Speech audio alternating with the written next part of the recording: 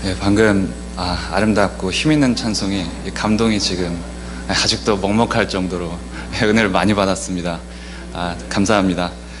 할렐루야. 네, 이 은혜로운 여름 수양회를 허락하신 하나님께 감사와 찬송을 올려드립니다. 이 주제 4강 말씀의 제목은 참 포도나무 되신 예수님입니다. 요절 말씀은 요한복음 15장 4절인데 다 같이 한 목소리로 읽어보겠습니다. 시작. 내 안에 거하라. 나도 너희 안에 거하리라.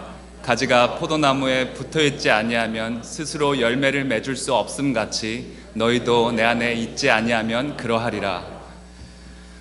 참 이번 수양회가 여러 가지로 많이 특별했던 것 같습니다. 은혜 많이 받으셨습니까? 네. 여러분들이 이렇게 대답을 해주시지 않아도 이렇게 얼굴을 보니까 제 답을 알 것 같습니다. 이번 수양회의 이 특징을 한 단어로 표현한다면 어떤 단어가 좋겠습니까? 제가 생각을 해봤는데 이 비스포크라는 단어가 어떨까 싶습니다. 네, 이 수양회 준비 단계에서부터 학생팀과 학사팀으로 나눠서 주제 강의를 진행했던 이른바 맞춤식이었기 때문입니다. 이렇게 이 특별한 수양회에서 제가 이 주일 메시지를 맡게 돼갖고 부담이 참 컸었는데 곰곰이 생각을 해보니까 이 가운데 어떤 하나님의 인도하심이 있음을 알게 되었습니다. 왜냐하면 제가 이 메시지를 맡기 전에 집에서 겪었던 일 때문인데요. 어느 날부터인가 동역자가 이른 아침에 어디론가 사라지는 겁니다. 저는 처음에 새벽 기도를 갔나 아니면 운동을 다시 시작했나 이렇게 생각을 했었는데 이제 그건 아니었고 이 화분을 나눔받으러 나갔던 것이었습니다. 저희 집에 이제 좁은 옥상이 있는데 그 비좁은 옥상에 화분이 하나 둘씩 이제 늘어가기 시작하면서 또 이제 뿌렸던 씨앗도 싹이 곧 나기 시작했습니다. 감사합니다. 동역자는 이제 하나하나 그 화분들의 이제 명찰을 달아가면서 저에게 이제 친절하게 설명을 해줬습니다. 단호박, 오이, 비트, 상추, 고추, 깻잎, 대파, 바질, 파프리카, 방울토마토. 네, 제가 지금 이렇게 일일이 나열하기도 힘들 정도로 정말 많이 심었습니다. 이 서울에서 자라서 식물에 대해서 문외한이었던 제가 이 과정을 지켜보면서 이 씨앗을 뿌려서 열매를 맺기까지 얼마나 많은 수고가 드는지 알 수 있었습니다. 근데 어느 날은 이 동역자가 막 잘 자라있는 가지를 막 가위로 자르고 있는 겁니다. 제가 너무 이상해서 아니 왜 멀쩡하게 잘 자라있는 가지를 자르냐고. 사람이 스트레스를 받는다고 그런 식으로 풀면 못 쓴다고. 제가 이런 얘기를 했던 기억도 나는데 참 신기한 것이 이렇게 잘라냈더니 오히려 열매가 더 잘 연그는 겁니다. 이런 과정을 제가 옆에서 지켜보았던 것이 이번 메시지를 쓰는데 정말 큰 도움이 되었습니다. 왜냐하면 예수님께서 하셨던 이 포도나무의 비유를 제가 더 잘 이해할 수 있었기 때문입니다. 저와 여러분이 오늘 이 말씀 안에 담겨있는 놀라운 비결, 인생에서 열매 맺는 비결을 잘 배울 수 있기를 간절히 기도합니다. 본문 말씀은 예수님께서 이 제자들에게 배신을 당하시던 날밤에 이 포도원 옆을 지나가시면서 하셨던 말씀입니다. 이 예수님께서는 자신을 포도나무로, 하나님 아버지를 농부로, 그리고 우리를 가지로 비유하셨습니다. 이 포도나무를 예로 드신 이유는 이 무화과나무, 올리브나무와 더불어서 이스라엘에서 가장 흔하게 볼 수 있는 그런 작물이었기 때문입니다. 이 의미 있고 행복한 삶의 비결을 이 쉽게 설명해 주시고자 제자들에게 친숙한 소재를 들어서 말씀하신 것입니다. 이 포도나무를 예로 드신 또 다른 이유는 이 포도나무가 가지고 있는 고유한 성질에 있습니다. 이 포도나무는 스스로 서질 못하기 때문에 이 덩굴을 뻗어가지고 다른 것에 감아 붙어야만 하다 보니까 나무처럼 보이질 않습니다. 이 목질이 단단하지 못하니까 건축용 자재로도 쓸 수가 없고 또 땔감으로도 효용 가치가 낮습니다.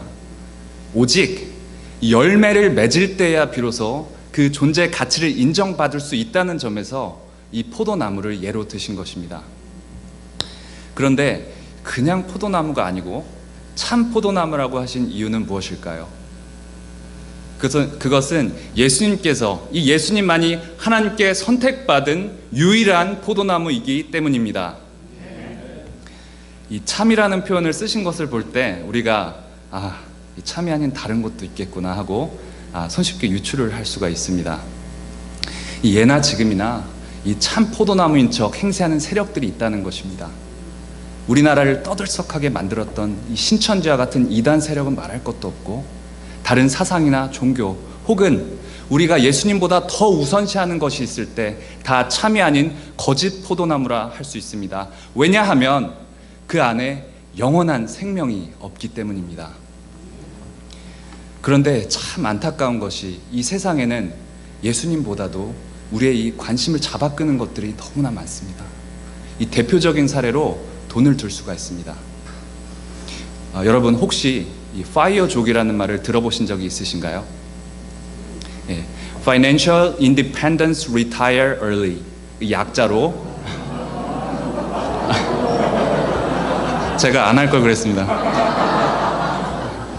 네, 이 경제적으로 이제 자립을 이뤄서 조기에 은퇴하려는 젊은 세대들을 가리키는 용어입니다. 이 소득의 대부분, 이제 70에서 많게는 80% 육박하는 그 소득의 대부분을 극단적으로 저축하는 미국식 파이어족이나 아니면 주식이나 코인 등의 이제 돈을 빌려와서 투자하는 소위 영끌 투자를 통해 단기간에 많은 돈을 끌어모아서 경제적인 자립을 이루려는 한탕주의식 파이어족이나 모두 젊은 시절에 이 돈을 버는데 심혈을 기울인다는 점에서 동일합니다. 이것도 참 쉬운 일이 아닐 텐데 이 사람들이 도대체 이 현재의 고통을 기꺼이 감내하려고 하는 그 힘은 도대체 어디에서 오는 것일까요? 바로 이 돈이 나를 지켜줄 것이다 하는 그 믿음일 것입니다. 물론 돈은 우리의 생활을 윤택하게 하고 편리하게 할 수 있을지는 모르겠지만 그 안에 구원이 없습니다.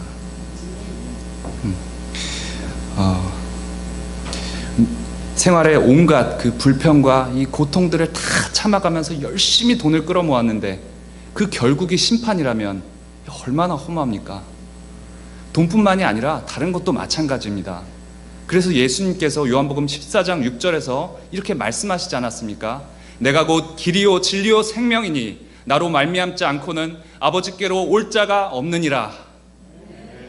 우리가 이 참 포도나무 되시는 이 예수님 안에만 생명과 구원이 있음을 믿고 이 예수님만 바라보는 믿음을 가질 수 있기를 간절히 기도합니다. 이런 참 포도나무에서 그러면 이 농부 되신 하나님께서 기대하시는 것은 무엇일까요? 8절 상반부를 보십시오.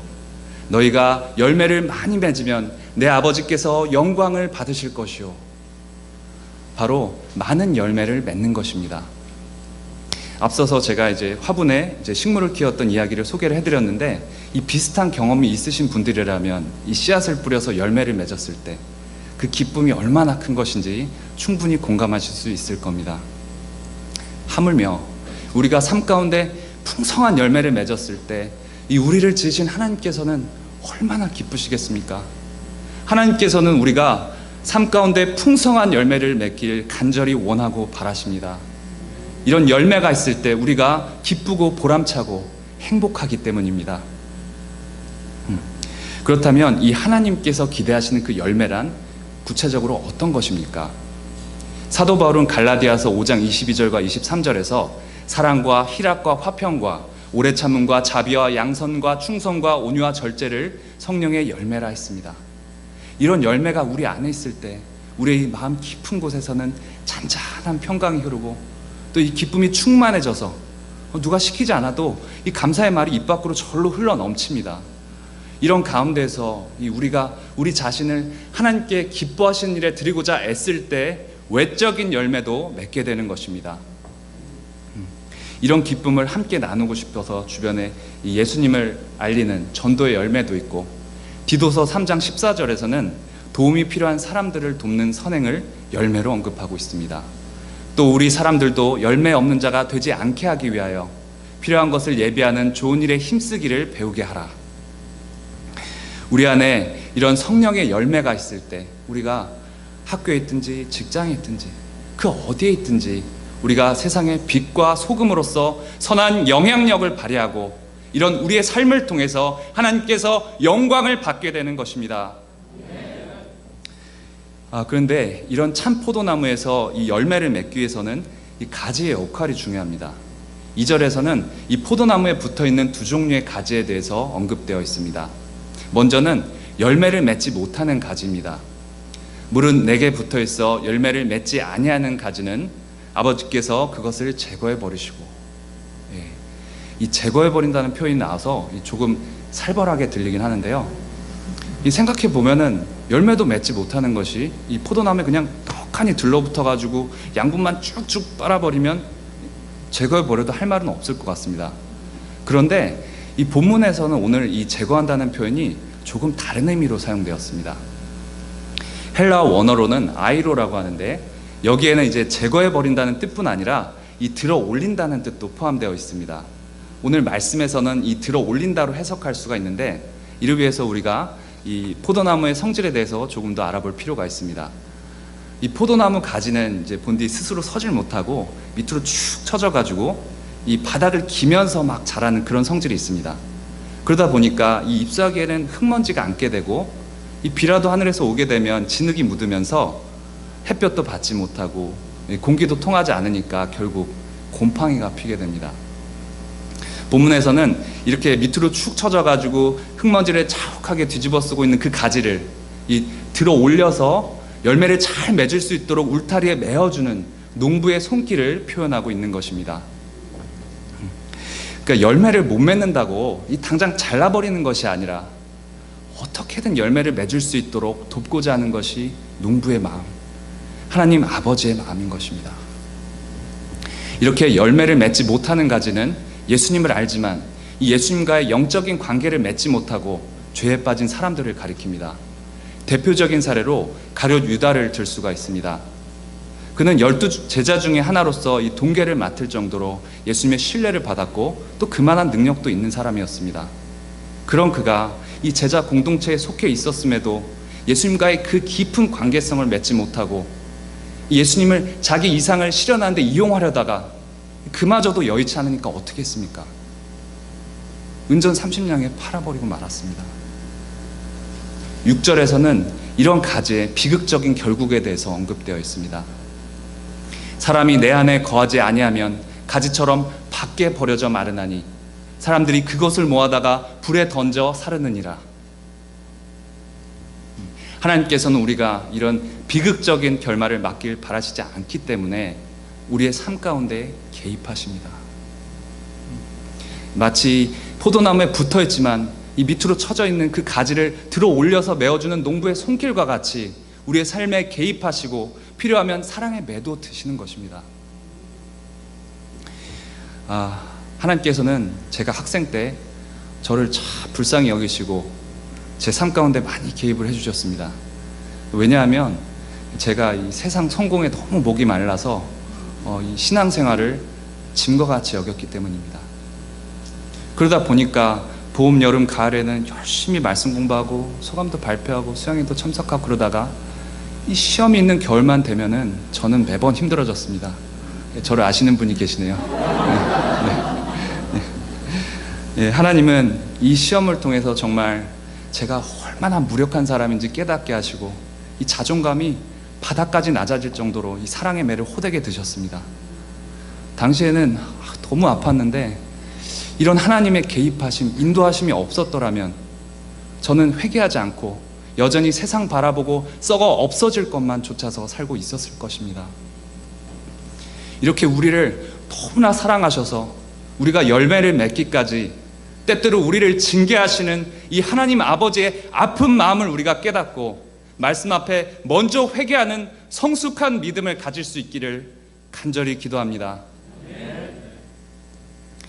2절 하반절에서는 열매를 맺는 가지에 대해서 언급이 되어 있습니다. 무릇 열매를 맺는 가지는 더 열매를 맺게 하려 하여 그것을 깨끗하게 하시느니라. 여기서 이 깨끗하게 한다는 것을 이제 전정이라고 하는데, 좋은 열매를 얻기 위해서는 반드시 필요로 하는 과정입니다. 이 포도나무는 그냥 놔두면 덩굴이 너무 무성하게 자라면서 열매가 달려야 하는 부분까지 이 햇볕이 닿을 수가 없습니다. 물론 이제 밖에서 보면 잎사귀가 무성하게 자라 있으니까 이제 아름다워 보일지는 모르겠지만, 이 햇볕도 제대로 받지 못하고 또 이 열매로 가야 할 양분이 무성하게 자라버린 그 덩굴로 다 분산되고 나니까 이 좋은 열매를 맺으려야 맺을 수가 없는 것입니다. 우리는 다 이런 포도나무와 같아서 하나님의 인도하심, 개입하심이 없을 때 이 세상의 여러 방향으로 이렇게 장가지를 뻗치기가 쉽습니다. 장가지는 우리를 집중하지 못하게 합니다. 이번 수양회에 참 학생분들이 많이 참여를 해주셨는데요. 이 학생을 예로 들면 이제 시험 기간이라 시험 공부를 열심히 해야 되는데 이 매스컴에서 막 연일 떠드는 그 화제의 드라마가 너무 보고 싶은 겁니다. 아직 낮이니까 딱 1화만 보고 공부해야겠다 이렇게 타협을 했을 때 우리가 어떤 걷잡을 수 없는 결과가 펼쳐질지 이제 쉽게 짐작할 수 있습니다. 하나 봤다 다음 화가 궁금하니까 밤새 보다 시험을 망치는 경우입니다. 일단 목표를 정했으면 집중해야 합니다. 포도나무의 목표가 무엇입니까? 포도나무의 목표이자 이 존재 가치라고 할 수 있는 열매 맺기에 힘쓰려면 이 에너지를 분산시키는 장가지를 단호히 쳐낼 수 있어야 한다는 것입니다. 물론 이 무성하게 자라나는 가지들을 스스로 끊어내고자 해본 적도 있으실 겁니다. 왜 아니겠습니까? 그런데 이 완전히 잘라냈다고 생각했던 그 가지에서 다시 새로운 가지들이 돋아나는 것을 볼 때 얼마나 절망스럽습니까? 술이나 담배, 이 게임 중독 등 우리의 이 악하고 은밀한 죄를 우리가 멈추지 못하고 반복할 때 우리가 이제 시리에 빠져서 포기하기 쉽습니다. 아예 그냥 손을 놔버리는 것입니다. 안 되겠지. 이 문제의 원인이 무엇입니까? 문제의 원인은 전정의 주체를 오해했다는 데 있습니다. 전정은 가지가 하는 것이 아니라 농부가 하는 것입니다. 날카로운 가위와 같은 하나님의 말씀으로 이루어지는 것입니다.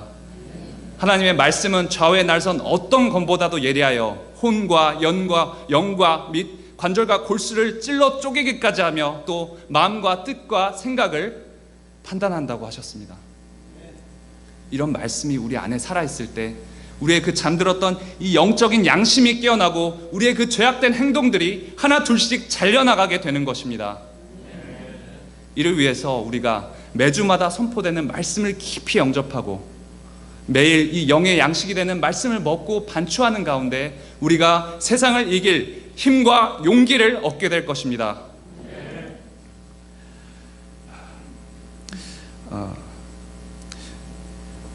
이 4절 말씀은 이제 이 말씀을 통해 깨끗해진 제자들에게 이 예수님께서 하신 명령입니다.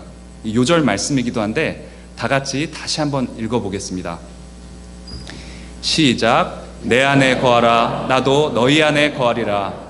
가지가 포도나무에 붙어있지 아니하면 스스로 열매를 맺을 수 없음 같이 너희도 내 안에 있지 아니하면 그러하리라. 여러분, 가지는 스스로 열매를 맺을 수가 없습니다. 농부의 도움으로 전정을 받아야 하고 이 포도나무의 그 뿌리에서부터 올라오는 양분이 있을 때야 비로소 열매를 맺게 됩니다. 이 포도나무 가지가 할 수 있는 일이라곤 이 포도나무에 붙어 있을지 말지를 결정하는 것뿐입니다.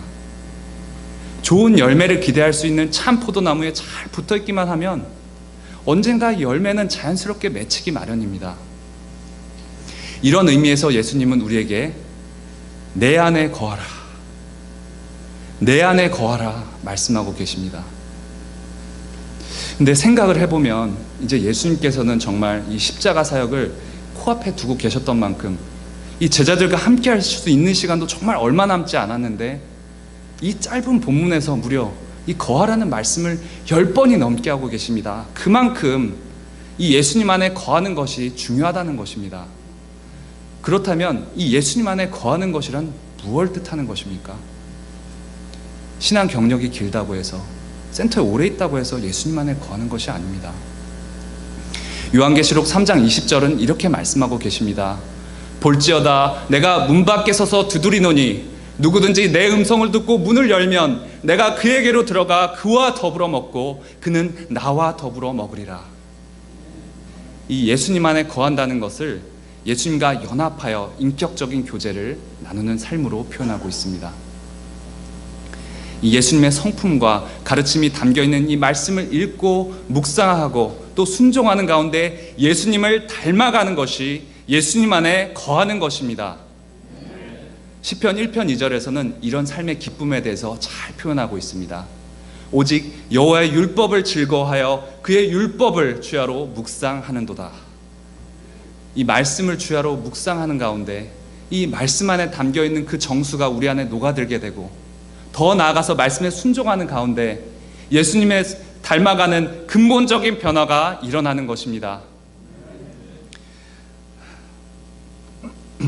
이렇게 우리가 이 예수님 안에 꾸준히 거함으로써 우리의 삶 가운데 어느새 풍성한 열매가 맺혀 있을 줄로 간절히 기도합니다.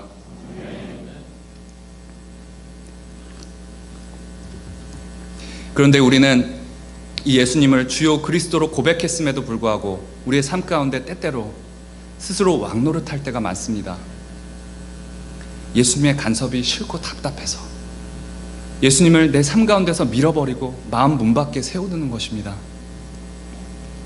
그런데 이 거절의 아픔은 우리만 느끼는 것이 아닙니다. 우리가 캠퍼스에 나가서 복음을 전하다 거절당했을 때, 험한 말이나 이 차가운 눈빛에서도 우리가 아픔을 느끼지만, 그 복음의 가치를 모르고 거절하는 사람들에 대한 그 안타까움에서도 우리가 아픔을 느낍니다. 우리의 마음문 밖에 서셔서 하염없이 우리를 기다리고 계시는 이 예수님의 마음도 이와 같을 것입니다. 물론 이 예수님을 삶 가운데서 밀어내고 나면 아주 잠깐은 해방감을 느낄 수 있을지도 모릅니다. 그런데 우리가 진리를 알게 된 이상 이 영적인 양심에서 비롯되는 죄의식으로 인해서 이 흙탕물과 같은 세상에 온전히 속하는 것도 쉽지가 않습니다. 결국 이 세상에도 이 예수님에도 속하지 못한 그 중간자가 돼서 이 영적인 생명력이 점차 고갈되고 결국 바짝 마르게 되는 것입니다. 앞서 언급한 것과 같이 이 바짝 말라버린 이 가지는 쓸데가 없습니다. 기껏해야 불쏘시개 정도일 것입니다. 풍성한 열매를 맺을 수 있었던 가지가 고작 이 불쏘시개로 전락하다니 너무나 안타깝지 않습니까? 이제 이 가지에게 포도나무에 붙어있는 것은 더 이상 선택의 문제가 아니라 생존의 문제입니다. 풍성한 열매를 맺는 삶과 불쏘시개로 태워지는 삶 가운데 무엇을 택해야 할지는 너무나 명백하지 않습니까? 7절에서는 우리가 이 예수님 안에 거할 때, 이 말씀을 붙들고자 할 때 우리 안에 우리에게 주어질 크나큰 축복과 특권을 소개하고 있습니다. 너희가 내 안에 있고 내 말이 너희 안에 거하면 무엇이든지 구하라, 그리하면 이루리라. 바로 이 기도의 응답을 받게 되는 것입니다. 단 이 기복신앙과 같이 우리의 그 인간적인 야망에서 비롯된 그런 기도도 다 들어주신다고 오해하면 그건 곤란합니다. 여기에는 우리가 예수님 안에 거한다는 조건이 붙어 있습니다. 우리가 예수님 안에 거할 때 이 하나님 아버지의 마음을 알게 되고 하나님께서 원하시는 기도를 드리게 됩니다. 하나님께서 이런 우리의 기도를 기쁘게 받으시고 구하는 대로 이뤄주시겠다는 그런 의미입니다. 따라서 이 예수님 안에 거하려는 우리에게 이 기도는 특권일 뿐 아니라 의무라고도 할 수 있습니다. 말씀에 순종하고 이 기도하는 가운데 이 예수님과의 영적인 관계성은 더더욱 깊어지고 이 기도의 응답으로 인해서 우리의 삶 가운데 더욱더 풍성한 열매를 맺을 수 있기를 간절히 기도합니다. 마지막으로 이 예수님은 말씀 안에 거하고자 하는 우리에게 이 주님의 사랑 안에 거하라고 하십니다. 이 하나님께서 예수님을 사랑하셨고 예수님은 그 사랑으로 제자들을 사랑하시되 끝까지 사랑하심으로써 본을 보이시지 않았습니까? 우리가 이 예수님의 계명을 지킴으로써 예수님의 사랑 안에 거할 수가 있습니다. 12절을 보십시오. 내 계명은 곧 내가 너희를 사랑한 것 같이 너희도 서로 사랑하라 하는 이것이니라. 요나단이 이 세상의 이해관계를 초월해서 다윗을 순수하게 사랑했던 것과 같이 우리도 이 동역자 간에 서로 사랑해야겠습니다. 이 사랑으로 서로 섬기는 가운데 이 예수님께서 우리를 사랑하시면서 누리셨던 그 기쁨이 오롯이 우리에게 전해질 것입니다.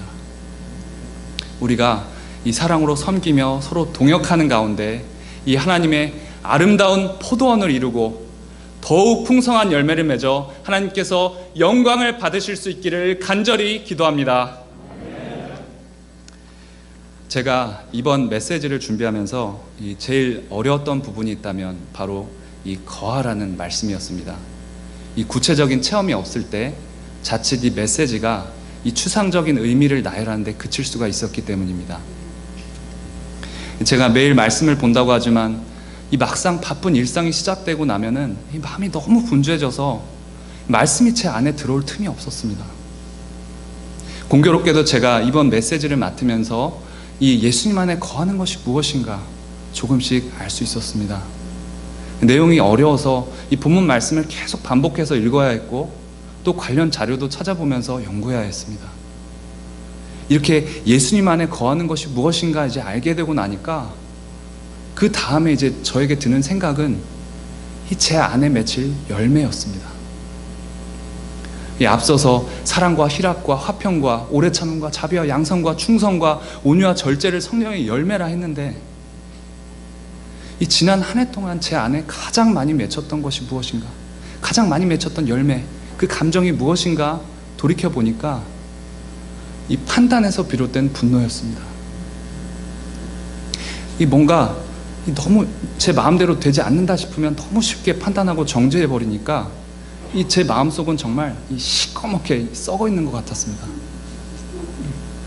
제가 지난 1년 동안 이 썼던 소감들을 다시 읽어보면서 제가 이 갈등의 원인을 밖에서, 특히 다른 사람에게서 찾고 있음을 발견하게 되었습니다. 매주 이 선포되는 말씀을 듣고 제가 깊이 이 은혜를 받다가도 이 주중에는 제가 계속해서 이런 문제에 부딪힌다는 것은 그만큼 제가 예수님 안에 지속적으로 거하고 있지 않았음을 여실히 드러내는 것입니다. 이런 의미에서 제가 이번 메시지를 맡게 된 것이 이 주님의 사랑 때문임을 믿고 깊은 감사를 드립니다. 돌아보면 제가 참 부족한데 이 말씀 안에 좀 어떻게든 어찌하든지 거하고자 했을 때 이 주님께서는 정말 큰 은혜를 베풀어 주셨습니다. 시험에 떨어졌을 때에는 이 여름 수양회로 초청해 주시고 말씀을 통해 회복시켜 주셨고 또 몇 달 만에 직장도 얻도록 해주셨습니다. 또 나를 가장 잘 아는 분이 이 하나님이라는 그 믿음으로 기도했을 때 이 풍화목자와 아름다운 가정교회를 이루고 또 아들 준수도 큰 선물로 주셨습니다.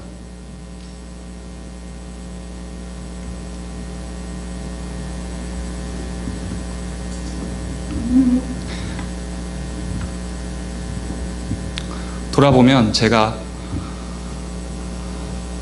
항상 감사하면서 기도했던 것도 아니고 오히려 실족할 뻔한 적도 참으로 많았는데 이렇게 큰 은혜를 주시는 주님은 정말로 좋으신 분입니다. 너무너무 좋으신 분입니다. 제가 이 포도나무 되시는 예수님의 말씀을 늘 가까이 하고 순종하여 많은 열매를 맺어 하나님께 영광을 돌려드릴 수 있기를 간절히 기도합니다. 우리가 믿음으로 결단하고 이 3박 4일이나 되는 여름 수양에 참석했는데 최소한 이 기간 동안 우리가 말씀 안에 거했다는 점에서 우리는 열매를 맺을 준비가 된 싱싱한 가지들이라고 할 수가 있습니다. 이제 곧 우리가 사명의 땅으로 나아가야 하는데 이 어떤 시련과 환난이 오더라도 내 안에 거하라, 내 안에 거하라 하시는 그 예수님의 말씀을 끝까지 붙들 수 있기를 간절히 기도합니다. 이 주님의 말씀과 사랑 안에 거함으로 우리가 하나님의 아름다운 포도원을 이루고 일생 많은 열매를 맺는 복된 삶 살 수 있기를 간절히 기도합니다. 제가 기도하고 마치겠습니다. 사랑과 은혜가 풍성하신 하나님 아버지, 이번 여름 수양회를 통해 많은 말씀을 주시고 폭포수와 같은 은혜를 내려주시니 감사합니다. 우리가 이 주님의 귀한 말씀을 마음에 담고 순종하여 예수님을 닮아가는 삶 살 수 있도록 인도하여 주시옵소서. 어떤 상황 속에서도 이 예수님 안에 거하도록 동행하여 주시옵기를 간절히 기도합니다. 예수님의 이름으로 기도합니다. 아멘.